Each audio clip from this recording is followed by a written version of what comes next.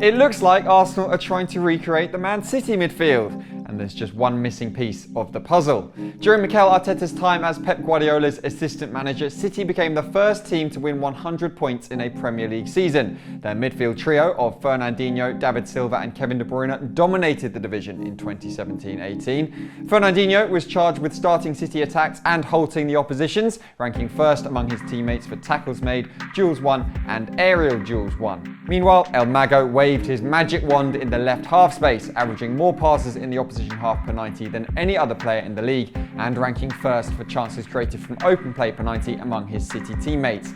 And KDB did KDB things. He led the division for assists, chances created, big chances created, passes into the box. You get the idea. In 2022, Arsenal made their first move towards replicating this 3-8 setup. They may never find three world-class players needed to mimic it exactly, but here's how Arteta's side is getting on so far.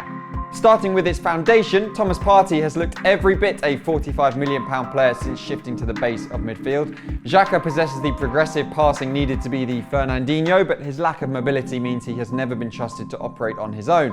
Partey, however, now that he no longer has to share space in the first phase of the build-up, is free to flaunt his passing range while also displaying the press-resistant dribbling that separates him from Xhaka. And just like Fernandinho, he leads his team for tackles made. Ahead of him, Martin Ødegaard has become one of Arteta's most important players, drawing comparisons to Mesut Ozil due to his vision and creativity.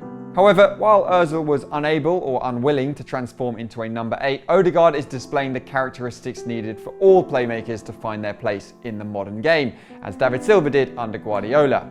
The Norwegian has played more through balls and created more chances than any other Arsenal player in 2021-22, a given for Ozil during his time at the Emirates, but it's his team-high ball recoveries in the final third that sets him apart. His intelligence with the ball is matched by his diligence without it.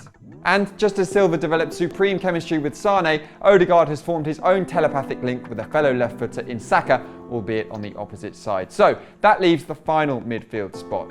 For all of the criticism of Granit Xhaka, every manager has picked him, and until Partey arrived, his ball progression was unmatched in the Arsenal midfield. He even outranked Fernandinho for passes into the final third during the 2017-18 season in question.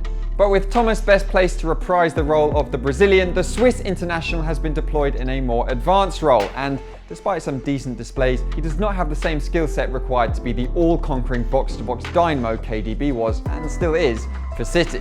So, Arsenal's next midfield signing needs to complement both Thomas and Ødegaard in Arteta's new system, while also offering something unique. Of course, finding the next KDB is virtually impossible, but we have identified the non-negotiable attributes Arteta must prioritise based on his profile. Athleticism is key, and Xhaka's stamina is admirable, but he lacks the speed and ability to drive past players needed to take Arsenal forward in every sense. During the 17-18 Premier League season, only Eden Hazard outranked De Bruyne for carries ending in a chance created, an optometric we're using to highlight the mix of athleticism and creativity required for this third midfield role. Stefano Sensi was a close statistical match to the Belgian across the board, even outperforming him for chance-creating carries per 90 this season, but his physical frame is more David Silva than De Bruyne. James Ward-Prowse's ball-striking technique and delivery may rival the Belgians. They even share the same love for the right half-space cross, but like Xhaka, JWP progresses the ball through passing rather than carrying it himself. Kieran Tierney's compatriot John McGinn perhaps represents the best Premier League-ready option. Only De Bruyne and Bernardo Silva have produced more carries ending in a chance created in the Premier League this season than Aston Villa's do-it-all dynamo. The Scotsman is one of the most well-rounded midfielders in the division. A wildcard pick would be Seko Fofana. The Ivorian's game-breaking dribbling ability generates space for numerous shooting opportunities, either for himself or for his teammates, while Bernardo Silva is the only player in Europe's top 5 leagues with more chance-creating carries than the Ivorian at the time of recording. Another non-negotiable quality is technique. Xhaka does not excel in tight spaces, and as a result, Arsenal's left-sided attacks have not looked as slick as on the opposite flank. His heavy left-foot bias can also restrict the avenues of attack, making Arsenal predictable. In terms of finding a match to Man City's ambipedal Belgian, look no further than Piotr Zieliński. Nominally right-footed, the Polish midfielder has actually scored more career league goals with his left. But it gets better. Since 2017-18, 454 midfielders have attempted 50 shots in a top 5 European league, but only 2 of them average more than 1 with each foot per 90. Marek Hamšík and Piotr Zieliński. If Edu can build a time machine, Marek Hamšík is the ideal player for Arsenal's midfield. But in the real world, Zieliński profiles similar to KDB, even beyond the mind-blowing two-footedness, and was the Slovakian successor in Naples. The signing of a peak-age player like Zieliński would also allow the perfect long-term incumbent to be developed. Jacob Ramsey and Conor Gallagher represent two intriguing, albeit very expensive under-23 options.